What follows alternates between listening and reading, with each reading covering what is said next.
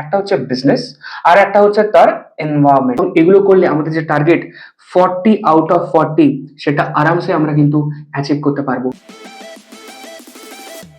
Hello students, আমি Manojit, commercial smart ক্লাসে তোমাদের সবাইকে স্বাগত। সেমিস্টার 3 ক্লাস 12 সেমিস্টার 3 আমাদের যে বোর্ডের এক্সামিনেশন 2026 সালে হতে চলেছে, সেই উদ্দেশ্যে আমাদের যে টার্গেট 40 তে 40, সেই উদ্দেশ্যে আমরা রেগুলার ক্লাস করছি। আর আজকে আমরা যে সাবজেক্টটা নিয়ে কথা বলবো সেটা হচ্ছে বিএসটিডি বা বিজনেস। এবং এই বিজনেস সাবজেক্টের মধ্যে অলরেডি আমরা প্রথম দুটো চ্যাপ্টার কমপ্লিট করে ফেলেছি এবং আজকে আমাদের থার্ড চ্যাপ্টার, এবং চ্যাপ্টারের নাম হচ্ছে কারবারি পরিবেশ বা বিজনেস এনভায়রনমেন্ট। এই চ্যাপ্টারটি আজ আমরা করতে চলেছি। তো সবার আগে আমরা দেখি এই যে চ্যাপ্টারের নাম বিজনেস এনভায়রনমেন্ট, এটার অর্থ কি। দেখো, দুটো ওয়ার্ড এখানে যুক্ত, একটা হচ্ছে বিজনেস আর একটা হচ্ছে তার এনভায়রনমেন্ট। অর্থাৎ আমরা বাস্তবে যে ব্যবসা বাণিজ্য করে থাকি, সেই বিজনেস করতে গেলে কোথায় ব্যবসা করব, কি ব্যবসা করব, এবং তার উপরে কি কি জিনিস এফেক্ট করবে, সেই সমস্ত এফেক্টিভ এলিমেন্ট গুলোকে আমরা বলে থাকি এলিমেন্ট। অর্থাৎ একটা কারবারকে তার আশেপাশে বা তার ভেতরে যে সমস্ত পরিবেশ এফেক্ট করে, তার বিজনেসকে গ্রোথের জন্য এফেক্ট করে, বা কোন বিজনেস কোথায় করব তার ডিসিশনের উপর এফেক্ট করে, সেই সমস্ত বিষয়গুলোকে, সেই সমস্ত পরিবেশগুলোকে আমরা বলে থাকি বিজনেস এনভায়রনমেন্ট। তো কারবারি পরিবেশের ধারণা বা কনসেপ্ট অফ বিজনেস এনভায়রনমেন্টের যদি কথা বলি, কারবার শব্দটি ফরাসি শব্দ কারোবার থেকে এসেছে এবং এটা আমাদের very very important for our MCQ. অনেক সময় এখান থেকে এমসিকিউ জিজ্ঞাসা করে যে কারবার শব্দটি কোন শব্দ থেকে এসেছে, তাহলে বলবো ফরাসি শব্দ কারোবার থেকে এসেছে, যার অর্থ উদ্দেশ্যমূলক কাজ বা অবজেক্ট ওরিয়েন্টেড অ্যাক্টিভিটি। অর্থাৎ কারোবার শব্দটির অর্থ হলো কোনো একটা অবজেক্ট রয়েছে বিজনেসের, বা কোনো একটা আমার টার্গেট রয়েছে, সেই টার্গেটের বেসিসে সেই অবজেক্টকে কেন্দ্র করে কোনো কাজ করাটাকেই আমরা বলে থাকি আমাদের উদ্দেশ্যমূলক কাজ, এবং এটাই হচ্ছে আমার কারোবার শব্দটির অর্থ। চলো, আর এনভায়রনমেন্ট শব্দটি এনভিরন বা এনভিরোনিয়ার থেকে এসেছে, যার অর্থ হলো চারিদিক বা সার্কামস্টেন্সেস অ্যাফেক্টিং পিপলস লিভস। অর্থাৎ মানুষের জীবনকে আশপাশের যে সমস্ত পরিস্থিতি এফেক্ট করে সেগুলোকেই বলা হয় এনভেরন। আর সেখান থেকেই পরবর্তীকালে ওয়ার্ড এসেছে এনভায়রনমেন্ট। তাহলে আমরা বলতে পারি কারবারি পরিবেশ হলো কারবারের চারিদিক বা কারবারকে প্রভাবিত করে, তাই কারবারি পরিবেশ বলে পরিচিত। অর্থাৎ আমরা বলতে পারি কারবারকে যা কিছু প্রভাবিত করবে সেই সমস্ত কিছুই হচ্ছে কারবারের পরিবেশ বা কারবারি পরিবেশ। এবার কারবারি পরিবেশকে প্রাথমিকভাবে আমরা দুই ভাগে ভাগ করতে পারি। প্রথমত অভ্যন্তরীণ পরিবেশ বা একটা কারবারের ভেতরের কোন কোন পরিবেশ যেগুলো কারবারকে এফেক্ট করে। যেমন আমরা বলবো ব্যবস্থাপনা, অর্থাৎ বিজনেসের ম্যানেজমেন্ট কি ধরনের, সাংগঠনিক কাঠামো কিরকম, অর্থাৎ আমার প্রতিষ্ঠানটা কেমন, তার হেড অফিস কোথায়, তার ব্রাঞ্চ অফিস কোথায় রয়েছে, কারবারের মধ্যে কতগুলো এমপ্লয়ি কাজ করছে, এমপ্লয়িরা কি কি ভাবে কাজ করছে, ম্যানেজমেন্ট কি ডিসিশন নিচ্ছে। অর্থাৎ কারবারের ভেতরের যে সমস্ত পরিবেশগুলো কারবারকে এফেক্ট করে, that is called internal environment বা অভ্যন্তরীণ পরিবেশ। এরপর এক্সটার্নাল এনভায়রনমেন্ট বা বাহ্যিক পরিবেশ হচ্ছে সেই সমস্ত উপাদান যা প্রতিষ্ঠানের বাইরে অবস্থান করে কিন্তু প্রতিষ্ঠানকে কি করে, বিভিন্ন ভাবে এফেক্ট করে থাকে, প্রভাব বিস্তার করে। যেমন সরকারের আর্থিক নীতি, আমাদের দেশের সরকার যেমন যেমন নীতি গ্রহণ করবে আমার বিজনেসও সেই নীতি মেনেই চলতে হবে। তাহলে এটা কারবারের বাহ্যিক পরিবেশ যেটা আমাকে এফেক্ট করছে, আমার বিজনেসকে এফেক্ট করছে। দেশের রাজনৈতিক পরিস্থিতি, দেশের পলিটিক্যাল সিস্টেম যদি খারাপ হয়, পলিটিক্স ভায়োলেন্ট হয়, তাহলে আমরা সেই দেশে ভালোভাবে ব্যবসা করতে পারবো না। ক্রেতাদের রুচি পছন্দ, অর্থাৎ ক্রেতারা কি ধরনের জিনিস পছন্দ করে সেই দেশের মানুষ, তার উপরে ডিপেন্ড করবে যে আমি কোন ধরনের ব্যবসা করব। যে আমাদের ইন্ডিয়াতে শাড়ি নর্মালি মহিলারা বেশি পরতে পছন্দ করে, এটা আমাদের কালচার, এটা আমাদের ট্র্যাডিশন। তাই শাড়ির ব্যবসা আমাদের দেশে সব থেকে বেশি ভালো হয়। এইভাবে বাহ্যিক পরিবেশগুলো আমাদের কারবারকে প্রভাবিত করতে পারে। এরপরে কারবারি পরিবেশের বৈশিষ্ট্য বা ফিচার্স অফ বিজনেস এনভায়রনমেন্ট, অর্থাৎ কারবারি পরিবেশের কি কি বৈশিষ্ট্য রয়েছে। ফার্স্ট, বাহ্যিক বিষয়ের সমাহার বা টোটালিটি অফ এক্সটার্নাল ফ্যাক্টরস। অর্থাৎ কারবার প্রাকৃতিক, সামাজিক, অর্থনৈতিক, রাজনৈতিক, আইনি, কারিগরি পরিবেশের মধ্যে অবস্থান করে বলে, এই সমস্ত বিষয়গুলো সবকিছু কারবারকে এফেক্ট করে বলে কারবারের পরিবেশকে সাধারণত বাহ্যিক বিষয়ের সমাহার বলেই ধরা হয়। এরপর সাধারণ ও বিশেষ বিষয়ের প্রভাব, effect of general and special factors. কারবারের উপর সাধারণ ও বিশেষ বিষয়ের প্রভাব আছে। সাধারণ বিষয় যেমন প্রকৃতি, অর্থনীতি, সমাজ, রাজনীতি, আইন ইত্যাদি। তাহলে এইগুলো একটা ব্যবসা করতে গেলে খুবই সাধারণ একটা বিষয় যে আমি যেখানে ব্যবসা করব সেখানে ভৌগোলিক অবস্থান কেমন। যেমন করে আমি যদি বলি আমি একটা পাহাড়ি এলাকায় একটা ফ্যাক্টরি খুলবো, সেটা কি যুক্তিযুক্ত হবে? না। কারণ আমরা জানি পাহাড়ি এলাকায় মাঝে মাঝেই ভূমিকম্প হয়, পাহাড়ি এলাকায় মাঝে মাঝেই ধস নামে। তাহলে সেখানে যদি আমি একটা ফ্যাক্টরি খুলি তাহলে সেটা খুব একটা সুবিধাজনক হবে না। প্লাস পাহাড়ি রাস্তা অনেক বেশি খারাপ হয়, তাহলে আমার সেখানে ট্রান্সপোর্টের প্রবলেম হবে। তাহলে সেখানকার প্রাকৃতিক পরিবেশ কিন্তু আমার বিজনেস ডিসিশনকে এফেক্ট করছে। এবং এই যতগুলো আমরা পরিবেশ দেখলাম, প্রাকৃতিক, অর্থনৈতিক, সমাজ, রাজনীতি, আইনি, এগুলো সবই হচ্ছে একটা বিজনেসের সাধারণ পরিবেশ।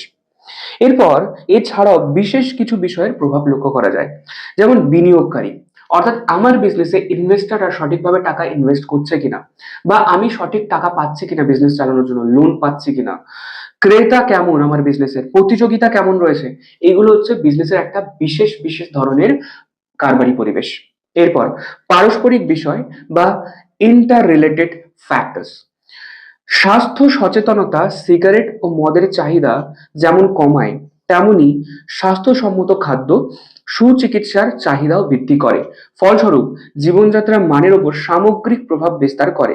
তাহলে পারস্পরিক প্রভাব কথার অর্থ কি? মানুষের কোনো একটা জিনিসের প্রতি আপত্তির কারণ অন্য একটা জিনিসের ডিমান্ডের কারণ হতে পারে। যেমন একটা জিমের সামনে যদি আমরা চপের দোকান দিই তাহলে সেটা চলবে না, কারণ সেখানকার লোকেরা স্বাস্থ্য সচেতন এবং তারা চপ বা অয়েলি জিনিস খেতে পছন্দ করে না। আবার উল্টো দিকে তাদের ডিমান্ড রয়েছে চিকেন অথবা এগের প্রতি বা ফ্রুটস এর প্রতি, তাই তাদের কিন্তু আবার এই সমস্ত জিনিসের অটোমেটিক্যালি ডিমান্ড বাড়িয়ে দেবে।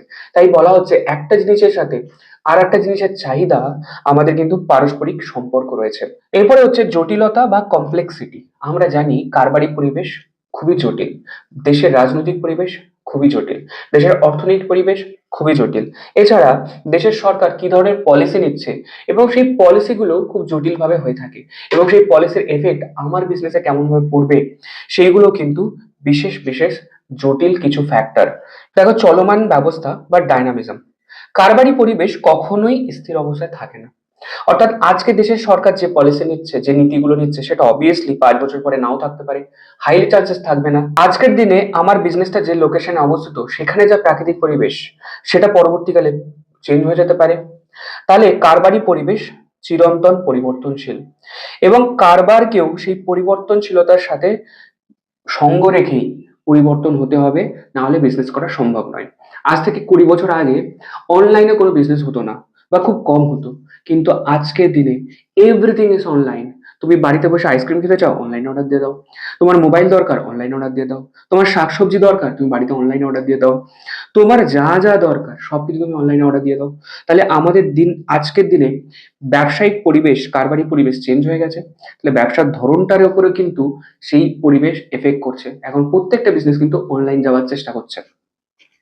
তুলনামূলক ব্যবস্থা বা রিলেটিভ সিস্টেম। কারবারি পরিবেশের তারতম্য দেশ থেকে দেশ, অঞ্চল থেকে অঞ্চল পর্যন্ত চেঞ্জ হয়ে থাকে। আমরা জানি কোন একটা দেশের রুচি অন্য একটা দেশের রুচির থেকে আলাদা, কোন একটা অঞ্চলের মানুষের জীবনযাত্রা থেকে অন্য একটা অঞ্চলের মানুষের জীবনযাত্রা আলাদা। যেমন করে ভারতে শাড়ির চাহিদা অনেক বেশি, কিন্তু আমেরিকাতে শাড়ির চাহিদা নেই বললেই চলে। কারণ আমার দেশের লোক, ইন্ডিয়ার লোকেরা শাড়ি পরতে বেশি পছন্দ করে, এটা আমাদের ট্র্যাডিশন। কিন্তু আমেরিকার লোকেরা শাড়ি পরতে অতটা পছন্দ করে না, তাই ওদের দেশে শাড়ির চাহিদা কম। তাহলে এই সমস্ত বিষয়গুলো আমাদের কারবারি পরিবেশের বৈশিষ্ট্য, এবং এগুলোই আমাদের কারবারকে প্রভাবিত করে থাকে। এরপর কারবারি পরিবেশের গুরুত্ব বা ইম্পর্টেন্স অফ বিজনেস এনভায়রনমেন্ট, অর্থাৎ কারবারি পরিবেশ কিভাবে গুরুত্ব বিস্তার করে আমার বিজনেসের উপর। প্রথমত ভৌগোলিক পরিবেশ বা জিওগ্রাফিক্যাল এনভায়রনমেন্ট। আমাদের ভৌগোলিক পরিবেশের উপর ভিত্তি করেই আমাদের দেশের বিভিন্ন বিজনেস গড়ে ওঠে। যেমন পাহাড়ি অঞ্চল, সমুদ্র এলাকা, এই সমস্ত জায়গায় ট্যুরিজম বিজনেস অনেক বেশি ভালোভাবে হয়, কারণ মানুষ ওখানে ঘুরতে যেতে পছন্দ করে। কিন্তু আবার শহুরে এলাকা, যেখানে সমতল জায়গা, সেখানে বিভিন্ন ফ্যাক্টরি, বিভিন্ন প্লান্ট, এগুলো কিন্তু বেশি তৈরি হয়। তাহলে কলকারখানা আবার শহুরে এলাকায় সমতল ভূমিতে বেশি ভালো হয়। তাহলে ভৌগোলিক পরিবেশের উপরেও কিন্তু আমাদের কারবার ডিপেন্ড করে। রাজনৈতিক পরিবেশ, অবভিয়াসলি যে দেশের রাজনৈতিক অবস্থা স্থিতিশীল, অর্থাৎ খুব একটা ভায়োলেন্ট নয়, সরকারের নীতিগুলো সঠিক, সেই দেশে ব্যবসা করা অনেক বেশি সুবিধাজনক। কিন্তু পাকিস্তানের মতো দেশ, বাংলাদেশের মতো দেশ, যেখানে রাজনৈতিক অবস্থা স্থিতিশীল নয়, সেখানে আমরা কি করব? ব্যবসা ভালোভাবে করতে পারবো না। এরপর অর্থনৈতিক পরিবেশ বা ইকোনমিক এনভায়রনমেন্ট। যে দেশের আর্থিক অবস্থা খারাপ, সেই দেশে ব্যবসা করা খুবই বাজে। আবার যে দেশের আর্থিক অবস্থা ভালো, যেমন আমেরিকা, আমেরিকার আর্থিক অবস্থা অনেক ভালো, তাই সেখানে ব্যবসা করাও কিন্তু অনেক বেটার ভাবে করা যেতে পারে। কারণ আমেরিকার আর্থিক অবস্থা ভালো, তাই সেখানকার মানুষের হাতেও টাকা পয়সা বেশি, তাই আমি যে জিনিসের ব্যবসা করব সেটার ডিমান্ড অনেক বেশি, কারণ তাদের কেনার ক্ষমতা রয়েছে। আবার যদি আমি আফ্রিকার কোনো একটা দেশে চলে যাই, যেখানে মানুষের জীবনযাত্রা এখনো পিছিয়ে রয়েছে, যেখানে মানুষের ইনকাম সোর্স এখনো পিছিয়ে রয়েছে, তাহলে সেখানে কিন্তু কোনো জিনিসের ডিমান্ড খুব একটা হবে না। আবার ইন্ডিয়ার কোনো গ্রামীণ অঞ্চলে যদি চলে যায়, কোনো একটা গ্রামে যদি চলে যায়, এবং সেখানে যদি আমি একটা কেএফসির দোকান খুলি, সেখানে কিন্তু কেএফসি চলবে না। কারণ কেএফসির একটা চিকেন বাকেটের দামই প্রায় 400 to 500 পড়ে যায়। তাহলে একদিনে 500 খরচা হয়ে যাবে শুধুমাত্র একটা বাকেট কেএফসি নেওয়ার জন্য। কিন্তু একটা গ্রামের দিকে কোনো কোনো মানুষের সারা দিনে ইনকাম অনলি 500 হয়ে থাকে, তাই গ্রামের মানুষ কিন্তু চাইলেও সে কেএফসি খেতে পারবে না। তাহলে এটাই হচ্ছে ইকোনমিক অবস্থা, এটাই হচ্ছে অর্থনৈতিক পরিবেশের প্রভাব কোন একটা কারবারের ওপর। প্রযুক্তিগত পরিবেশ বা টেকনোলজিক্যাল এনভায়রনমেন্ট। যে দেশের টেকনোলজি যত বেশি উন্নত, সেই দেশে ব্যবসা করা তত বেশি অ্যাডভান্স ভাবে করা যেতে পারে। যেমন চায়না, চায়না আজকের দিনে টেকনোলজিতে এত উন্নত হয়েছে যে বিশ্বের সমস্ত দেশ টেকনোলজির জন্য চায়নার উপর ডিপেন্ডেন্ট হচ্ছে। আর চায়না গ্রো করছে, আর বাকি দেশ কিন্তু চায়নার উপরে ডিপেন্ডেন্ট হচ্ছে। এরপর আইনি পরিবেশ। আর যে দেশের আইন যত বেশি সহজ সরল হবে, সেই দেশে ব্যবসা করাটাও কিন্তু তত সুবিধাজনক হবে। এরপর আর্থসামাজিক পরিবেশ বা সোশিও ইকোনমিক এনভায়রনমেন্ট। আর্থসামাজিক পরিবেশের প্রভাব কারবারের উপর যথেষ্ট লক্ষ্য করা যায়। তার মানে হচ্ছে কোন দেশের আয়, সেই দেশের শিক্ষা, সেই দেশের মানুষের রুচি, সেই দেশের মানুষের জীবনযাত্রা কেমন, তার উপরে কারবার ডিপেন্ড করে, সেইগুলো প্রচন্ডভাবে মানুষের উপর এফেক্ট করে। এরপরে আমরা দেখব কারবারি পরিবেশের পরিধি বা ডাইমেনশনস অফ বিজনেস এনভায়রনমেন্ট, অর্থাৎ কারবারি পরিবেশটা কতটা বড়, কি কি জিনিস কারবারি পরিবেশের উপর এফেক্ট করে, কি কি জিনিস কারবারি পরিবেশের মধ্যে আসে, সেই সমস্ত বিষয়গুলো দেখব। কারবারি পরিবেশকে সাধারণত দুটি ভাগে ভাগ করা যায়: গোষ্ঠীগত এনভায়রনমেন্ট বা গোষ্ঠীগত পরিবেশ, বা মাইক্রো এনভায়রনমেন্ট, বা কারবারি পরিবেশের মধ্যে ছোট যে এনভায়রনমেন্টটা রয়েছে, কারবারি পরিবেশ কারবারকে রিলেটেড যে সমস্ত বিষয়গুলো এফেক্ট করে, সেগুলোকে বলা হয় মাইক্রো এনভায়রনমেন্ট। এরপর সমষ্টিগত বা ম্যাক্রো পরিবেশ, অর্থাৎ ছোট পরিবেশ মানে কারবারকে কেন্দ্র করে ছোট ছোট যে পরিবেশগুলো হয়।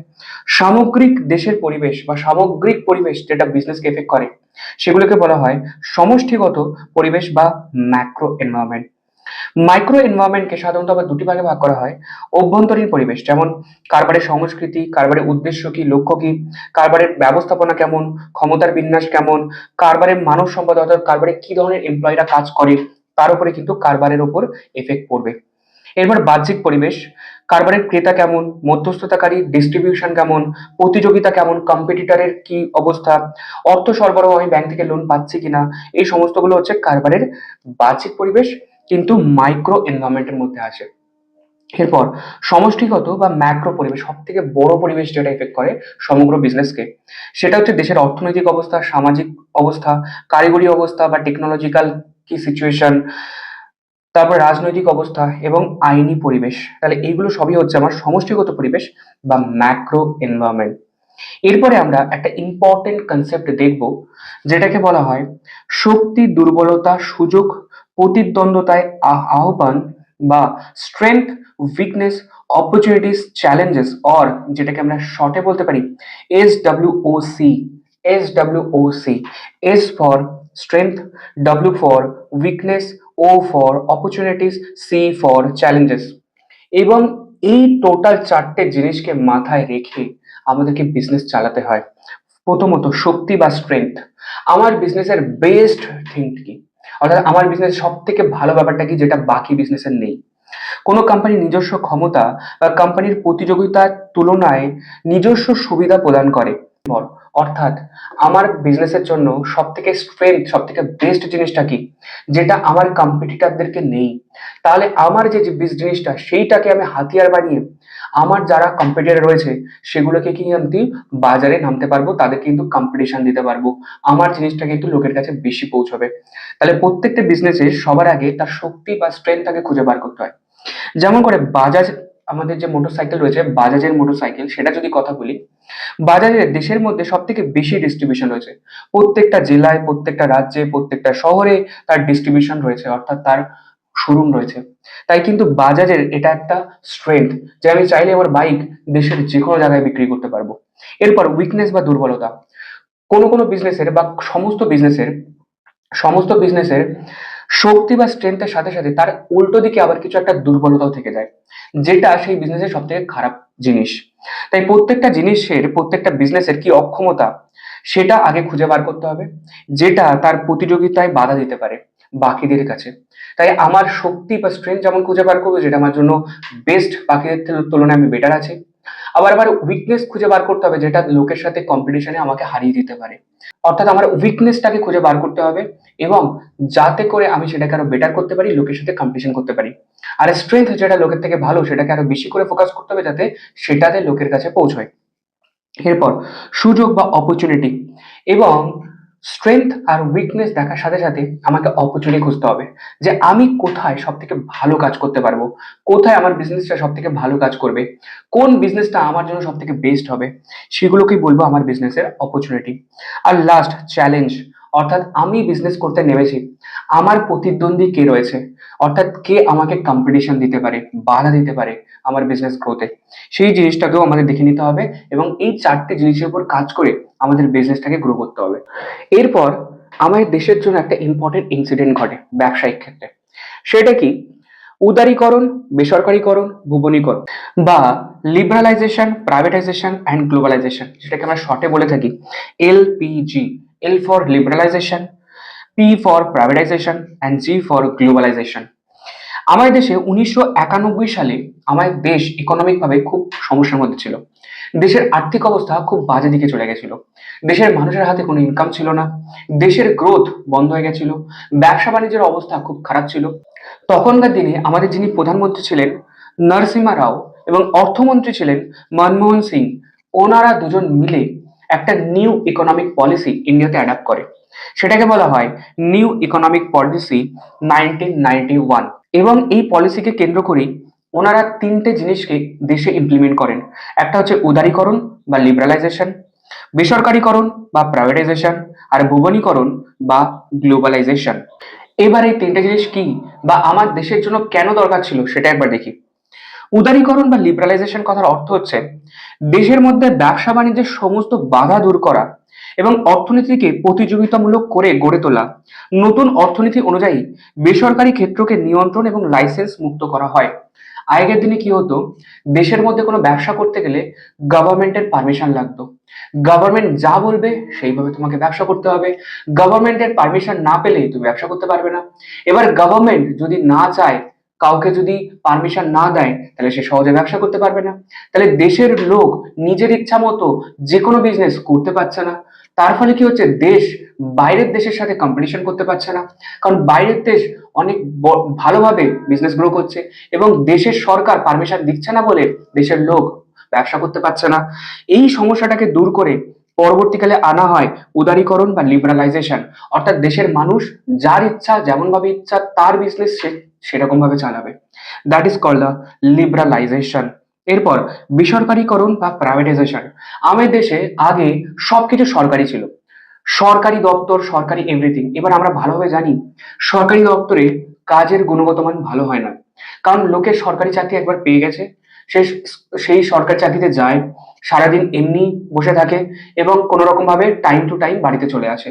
এবং কি প্রোডাক্টিভিটি হচ্ছে, আদৌ বিজনেস গ্রো করছে কিনা, বিজনেসে আদৌ প্রফিট হচ্ছে কিনা, কোনো লোককে বেশি কাজ করতে হবে কিনা, কিচ্ছু করা যায় না। অর্থাৎ সরকারি ক্ষেত্রে কি সমস্যা দেখা দিচ্ছিল, কাজের গুণগত মান গ্রো করছিল না, ব্যবসা আরো খারাপ সিচুয়েশন যাচ্ছে, প্রফিটের জায়গায় লস বেশি হচ্ছে। যেমন যদি বলি আমাদের দেশে রেল প্রাইভেট কোম্পানি, সেখান থেকে বেশিরভাগ লস হয়, অর্থাৎ লস মেকিং কোম্পানি। আমাদের দেশে আরো রয়েছে Air India, Air India loss making হতে হতে এয়ার ইন্ডিয়া বিক্রি করে দিয়েছে গভর্নমেন্ট আমাদের প্রাইভেট কোম্পানিকে, টাটা কোম্পানিকে। অর্থাৎ গভর্নমেন্ট দেশ চালাবে নাকি ব্যবসা কন্ট্রোল করবে, তাই সমস্যা হয়ে যাচ্ছে। কারণ ব্যবসা চালাতে গেলে ব্যবসায়িক মেন্টালিটিতে করতে হবে, আর সরকারের মেন্টালিটি থাকে দেশের লোকের ভালো করা। তাই দেশের লোকের ভালো করতে গেলে ব্যবসায়িক উদ্দেশ্য পূরণ হচ্ছে না, আর ব্যবসায়িক উদ্দেশ্য পূরণ হচ্ছে না, দেশের গ্রোথ হচ্ছে না। তাই কি করা সম্ভব? তাই আমাদের সমস্ত জায়গাগুলোকে, সমস্ত বিজনেসগুলোকে প্রাইভেটাইজেশন করতে হবে, বেসরকারীকরণ করতে হবে। অর্থাৎ বেসরকারি ব্যক্তি তার ইচ্ছা মতো বিজনেসকে গ্রো করার জন্য সে বিজনেস চালাবে এবং বিজনেস সঠিকভাবে গ্রো করবে। এটাকে বলা হয় বেসরকারীকরণ বা প্রাইভেটাইজেশন।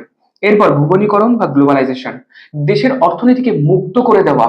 অর্থাৎ বিদেশি লোকও আমাদের দেশে এসে ব্যবসা করতে পারবে, বিদেশি লোক আমার দেশের ব্যবসায় টাকা ইনভেস্ট করতে পারবে, আমার দেশের লোক বাইরে গিয়ে ব্যবসা করতে পারবে, আমার দেশের লোক চাইলে বাইরের কোনো কোম্পানিতে টাকা ইনভেস্ট করতে পারবে।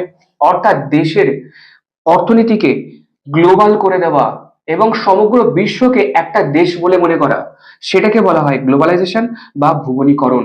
এর ফলে কি হয়েছে, আমাদের দেশে অনেক বড় বড় কোম্পানি বিদেশের সাথে ব্যবসা করতে পারছে, বিদেশের কোম্পানিগুলোকে টক্কর দিতে পারছে।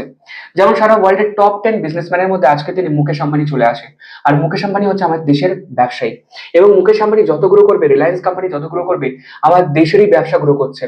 যেমন করে আমেরিকার Apple company, Microsoft company, Google company, এগুলো দুনিয়ার সব থেকে বড় বড় কোম্পানিগুলো সব আমেরিকার। তাই জন্য আমেরিকা এত বড় দেশ হয়ে যাচ্ছে ইকোনমিক ভাবে। আমাদের দেশেও দরকার এরকম বড় বড় বিজনেস দাঁড় করানো, যাতে আমাদের দেশ সারা বিশ্বকে কন্ট্রোল করতে পারে। আর তার জন্য দরকার গ্লোবালাইজেশন বা ভুবনীকরণ। এরপর এই যে নিউ ইকোনমিক পলিসি আনা হয়েছিল, তার সুবিধা কি?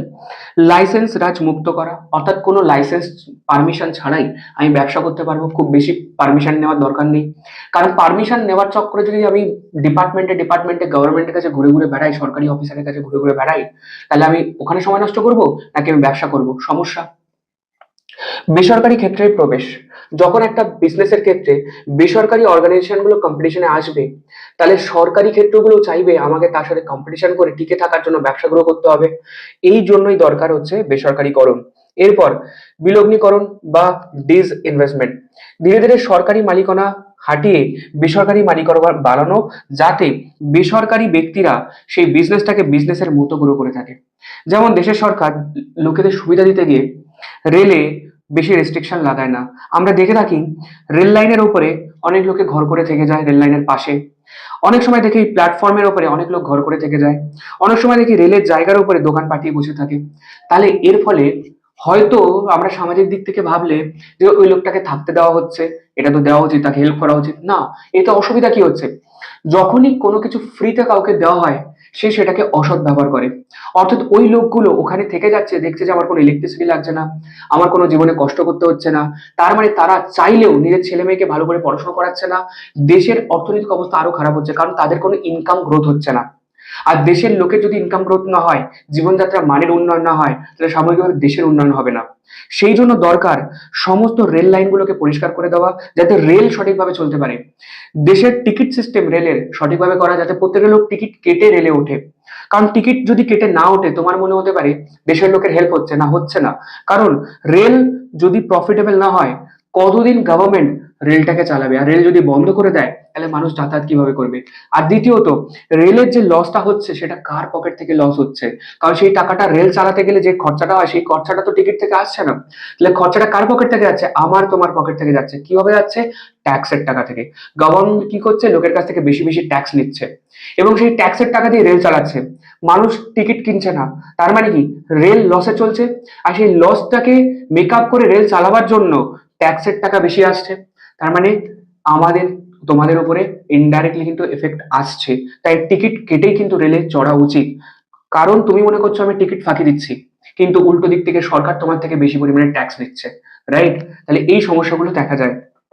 এরপর প্রযুক্তিগত ক্ষেত্রে উদারীকরণ কার্যকরী, লিবারালাইজেশন অফ টেকনোলজিক্যাল, বিদেশি কোম্পানির সঙ্গে প্রযুক্তিগত চুক্তি স্বাক্ষর করলে কি হবে? বিদেশি কোম্পানিগুলি স্পেসিফিক্যালি চায়না, আমেরিকা টেকনোলজিতে অনেক উন্নত। তাই আমি যদি আমেরিকা বা চায়নার কোনো কোম্পানির সাথে ডিল করি যে তুমি আমার দেশে বিজনেসের টেকনোলজি দাও, আমার দেশে ব্যবসা করবো এবং যা প্রফিট হবে 50-50, তাহলে আমি সঙ্গে সঙ্গে বিদেশের উন্নত টেকনোলজিটাকে পেয়ে গেলাম এবং আমার দেশে একটা বড় ব্যবসা দাঁড়িয়ে গেল।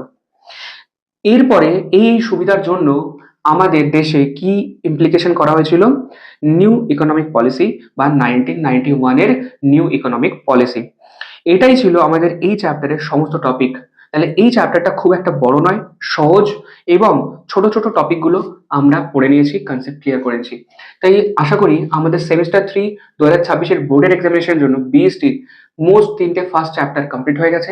আমাদের আর 2টো চ্যাপ্টার বাকি রয়েছে এবং এই 2টো চ্যাপ্টার নেক্সট 2টো ক্লাসের মধ্যে আমরা কমপ্লিট করব এবং আমাদের সেমিস্টার 3 2026-এর এক্সামিনেশনের পুরো সিলেবাস আমাদের কভার হয়ে যাবে। এবং এখন আমাদের হাতে 2 মান্থস সময় থাকবে এক্সামের আগে রিভিশনস করা, এমসিকিউ প্র্যাকটিস করা এবং টেস্ট দেওয়া।